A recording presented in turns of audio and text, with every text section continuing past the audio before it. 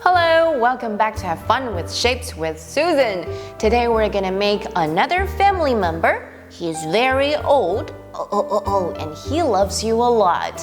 Who's that? Grandpa! Let's get started.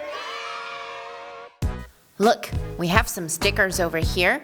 Wait, we don't have brown circles or semicircles because Grandpa's hair is not brown, it's gray.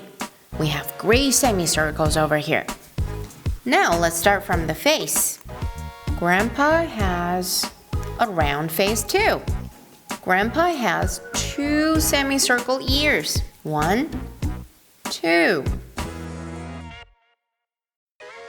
Grandpa has mustache too. Grandpa has beard, gray beard. Don't worry, Grandpa, here comes your hair. Okay, look, Grandpa, you're so handsome. Ho, ho, ho. This is our Grandpa. Hello. Our Grandpa looks so nice. What do you do with your Grandpa? I take a walk with my Grandpa. I play the chess with Grandpa. And my Grandpa can do Kung Fu. What about your Grandpa? Bye.